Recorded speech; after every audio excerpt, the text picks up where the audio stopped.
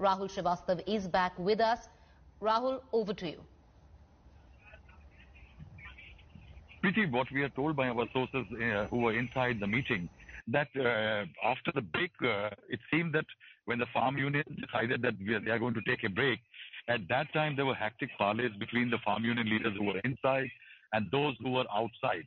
And in that discussion, it seems that they were conveyed that the government is actually trying to either dismiss or delay the whole matter.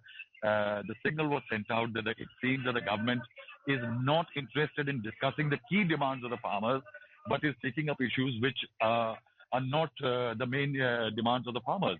And they were told very clearly that amendments, minor amendments to the three bills and some other demands they have made will not be the tenable solution which the farm unions are expecting from this meeting. And it is after this point that the farmers expressed a sense of irritation, and they told the ministers, three ministers of the government, that they are not really interested in discussing the matter further or listen to any clarification.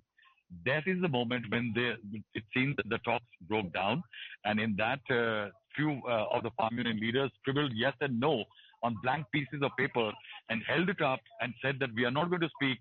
The government has to say yes or no to our demand of repealing the three laws. That is the level of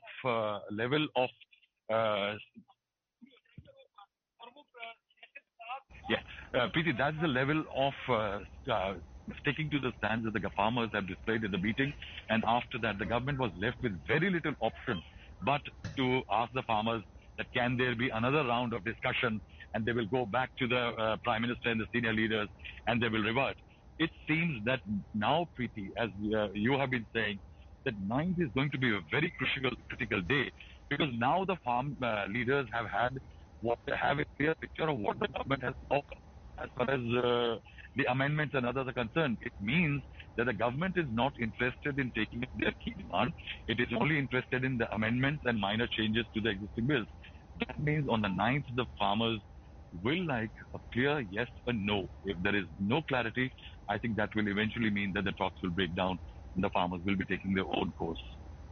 All right, stay on with us. Rahul, let's try and get in a word from the ground where the farmers are actually squatting, because these are, of course, farm union leaders, but the actual agitation is fueled by the groundswell we see across borders in Delhi. I want to cut across right now to the Ghazipur border, where my colleague Poonam joins me. Poonam, आपने अभी वहां पे बातचीत की है, जो वहां पे किसान बैठे हुए हैं, जमा है. ये राउंड टॉक्स का अनसक्सेसफुल रहा, कोई बातचीत में कुछ आगे बढ़ावा नहीं आ पाया. क्या जो 8 दिसंबर की कॉल है कि भारत बंद रहेगा, अब किसान उसी की तरफ बढ़ रहा है?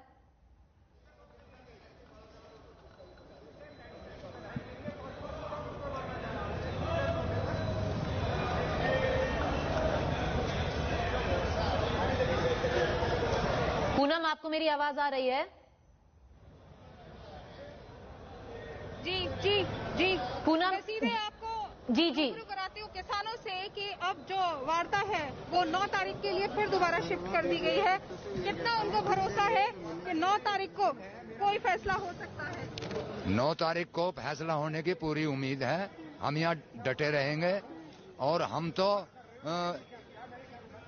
मरते दम तक यहाँ, और हमारे राकेश टिकैत जी और नरेश टिकैत जी जो हमें देंगे आदेश, उसी हिसाब से हम यहाँ डटे रहेंगे. आप इतने नाराज? बेटे, नाराज हूं मैं सरकार की व्यवस्था से.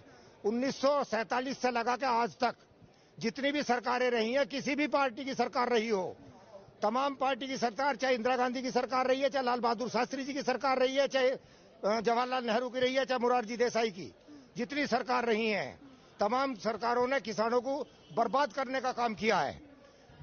50 साल से लगातार संघर्ष कर रहा हूं.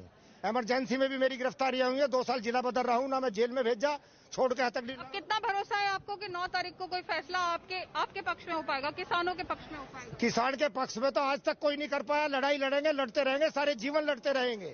लेकिन सरकार कह रही है कि वो बिल में संशोधन के लिए तैयार है, रद्द करने के लिए तैयार नहीं है. सरकार नहीं लड़ेगी तो लड़ाइयां बहुत लंबी चली है देश की आजादी की भी.